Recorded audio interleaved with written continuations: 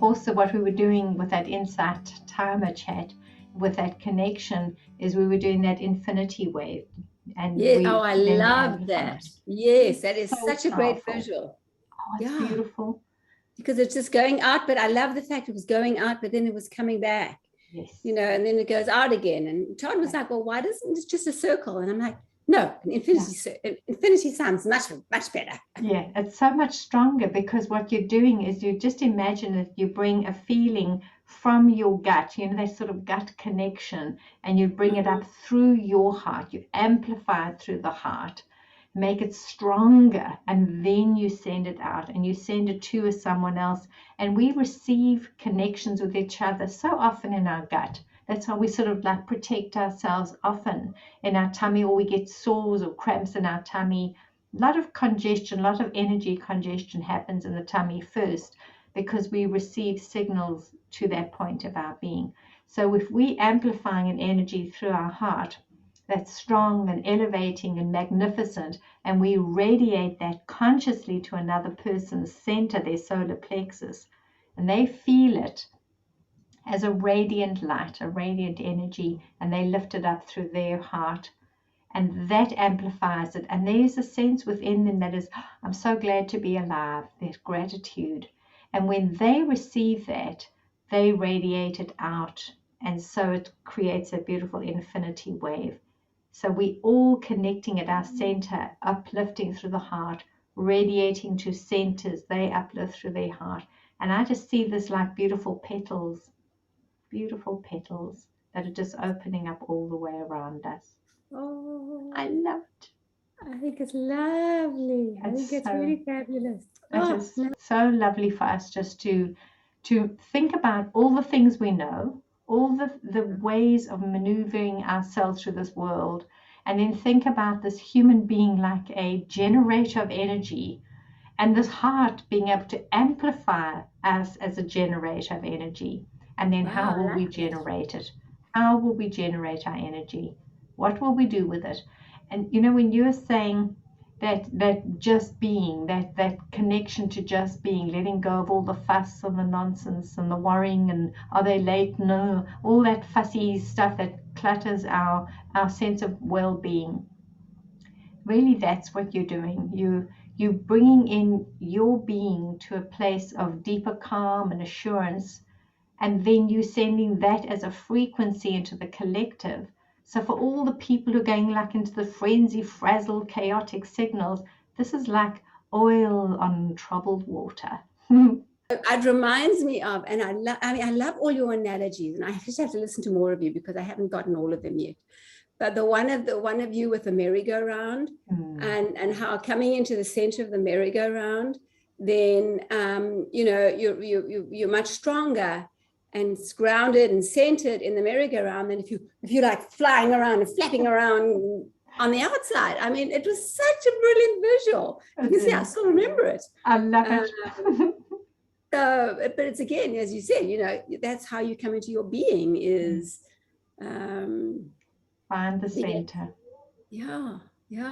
It's wonderful, Judy. You're so amazing the way you just applying it, because, you know, we can hear stuff and we can do it, but it's not always so easy to actually apply it. And but you really are applying your awareness to being in this world in a more calm and delightful way. And I love it then that you're getting feedback from the others around you who are saying, my gosh, look at you.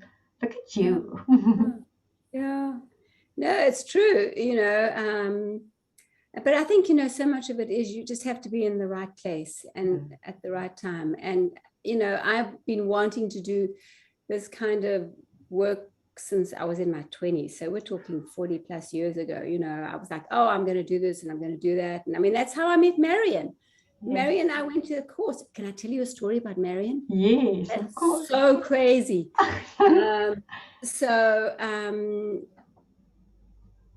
She and I met at some sort of self-development class, weekend class, when I was just about 20, and Marion must have been, she died when she was over 80, right? So she was over 20 years. She was 20 years older than I was. Yes. So, I mean, I was old enough to be her child, her daughter. That's the difference in age we were talking about. And so then we went to, we did this course, and it was interesting because a lot of it was also about, you know, connecting to your body and feeling where things are, and listening to other people. But I wasn't quite in that space at that point. And but I liked Marion, but we never exchanged emails. I mean, not emails, phone numbers at that point. And then about 2 weeks later, Og Mandino was coming to the country. And I was like, oh, I really want to see him. So I booked to go and see Og Mandino. And everything was assigned seating.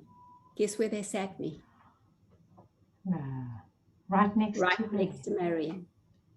Can you believe it? That is, you see, there's another God wink right there. Isn't that crazy? Isn't so Marion and I, we just hit it off, and we stayed friends for, I mean, the whole time. And I mean, she was my mom's age. I think my mom was probably a little cheese that I had such a great relationship with Marion. But yeah, isn't that lovely? Isn't it just, it's so amazing. And Marion really did that. She connected people all over. And that's how we met, because she said to me when I first met her, you've got to meet my friend Judy. And she was absolutely emphatic that I had to meet you. And if I went back to visit her, she said, have you contacted Judy yet? Have you sent a message to Judy? She absolutely was convinced that you and I had to connect, and that was it. She wasn't going to let go, because Marion was like a dog with a bone. And when she made up her mind, she held on to that thought, and she made sure we connected. So that was a long time ago. A long time. I'm thinking that we connected, Judy, when you were still in South Africa. Yeah, it probably was. I'm sure you were in Cape Town. Yeah, I was in Cape Town when we first connected. So yes, because I think I came out to you, and yes, you're right. Yeah. I came out to you and at your home, and you did a reading for me. You did a shock, and in fact, I've still got the copy of it somewhere. Yeah, you're right. That's when I did it. I came and visited Marion because she was staying there at that point. Yes. And and then I came and saw you. Yeah, that's right. It's wonderful, you know, and all these little threads. And you think about your thread and Marion's and all these connections, and they all connect. If we were to just go up a little higher and look at the design, we would see all these beautiful threads coming in, and they're so beautiful and so clean. And what do? We get into them and go and knock them up. I can imagine these little hornets' nests that we create over here, and then we walk away and we think, oh, it was nice. I messed that up nicely, didn't I? Oh my gosh. But, you know, I think what's happening for me now is that maybe those serendipitous experiences were happening before, but I just kind of wasn't in a place to recognize them or to actually place any value on them. Whereas now it's like, it's just so delightful when that happens. It's like, you know, this is so great, and I can marvel at it more and celebrate it and enjoy it. Whereas before, it was almost, you know, I wasn't in a place to be able to really look at that and go, wow, this is incredible. To recognize it. And now, because you're searching for it, you will find it. Those who will seek will find. Those who will see. And then, don't they say in the Bible, seek and ye shall find? It's like you've got your antennas open for miracles, for delightfulness. Imagine if we could turn on our entire energy system to that, and that we don't ever resonate or pay attention to the stuff that's discordant or chaotic, that we just let that go, just let it go, that we don't even tune into it. It's just like, oh, whatever. And off it goes, no tuning into it. And then we upgrade and we keep seeking for something here so that can become the world that we're seeing and playing and being. And that for me is part of the journey for transformation. Yeah. mindfully. I think that letting go is huge for me anyway. I mean, humongous. I honestly think that's had a lot to do with why I ended up getting cancer, because I was just so wound up and you know, trying to control everything, and you know, was in a firm believer of, you know, you had to make it happen, and I think that you know, it took something major to actually say to me, okay, now let's reevaluate this. Because, you know, and it's kind of crazy in a way, because it's, for me, I find it so much, I don't know what the word is, it's just so much more calming and peaceful if I can just let go and trust. And, you know, whereas before, if I didn't, like, you know, if a ticket didn't go, I was trying to book a ticket on an airline and I couldn't get that exact one, and I was just going to work until I got exactly what I wanted.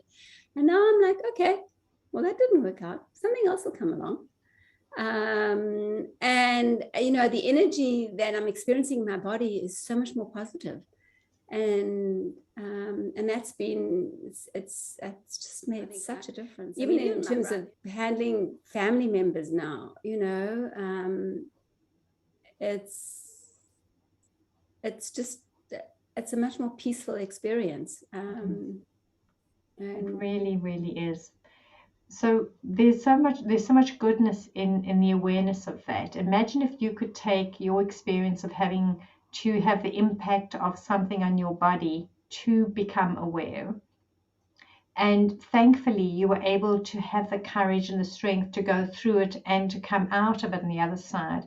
But so often what happens when we receive impact through our body, we say, well, my body must tell me when things are not good. And then we wait for the body to receive the impact to be the signaler. The body must signal to me and then I'll pay attention. But actually, all the while, information is coming into us through subtle awareness, intuition and insight and guidance, through songs, through people, through things we watch and see.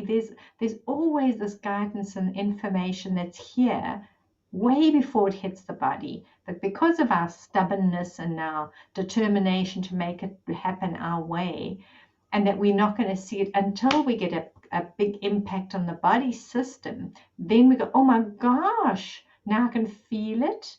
Now I must do something about it. And we've set that up. That is a setup that we have created. It's not the way it's supposed to be. We have got all this heightened sensory perception that is available to us. And if we could just stop playing that game, gosh, it would be amazing, without having the body to take the impact, to know what it is. Get it here before we get it knocked into the body, because we can recover so much quicker when we don't pull it into the body. The problem is the moment it connects to the body, we've got evidence that we are sick, we are broken, and then we attach and we identify. And the moment we do that, we become the thing that the mind has attached to and is identifying with. And it's so much harder for us to be mindful when we're vomiting our heart out. So much harder to see that it's possible to move through this, that there is something of worth here, because it doesn't feel like there's anything of worth when you're in that hideous sick state. Right. Yeah. No, I think that's, but you know, I think unfortunately, and I can speak for myself, but I think it's probably the world over, is that we are so, life is so hectic and so busy. And so this concept of taking time for yourself and checking in with yourself is, I mean, I'm very grateful that it's a much newer, it's becoming more mainstream now. And I can see it in our girls who are like 24 and 27. You know, they have learned that the importance of taking time for themselves, because they actually then benefit in so many other areas of their life afterwards, as opposed to just pushing. I never knew that when I was that age. And, so now she's like Emmy, my youngest, is doing, she loves the new tones. So, but now she's traveling for a year, so she can't take the 2 little ones with her, which I'd given to her. So now she's got them online, so she can do her meditation on that. But, the fact that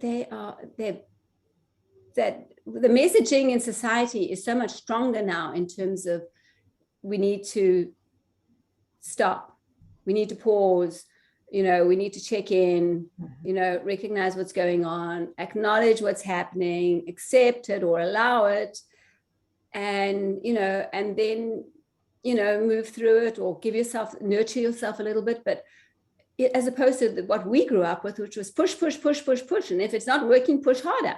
That's right. That was your model. That was why you were so determined and held on and so persistent, which also is very helpful in so many ways for us to have that. And we just go, okay, I can be courageous, determined, and I always say fabulous stubbornness, because if you harness the right way, stubbornness can really hold you in your strength and your power.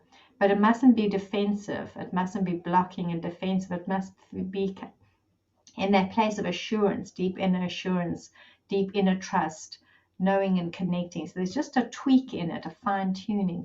We can take all of Todd those. calls it. Yes. Todd says that he always talks about you're either being stubborn or you're being persistent, depending on which way you look at it.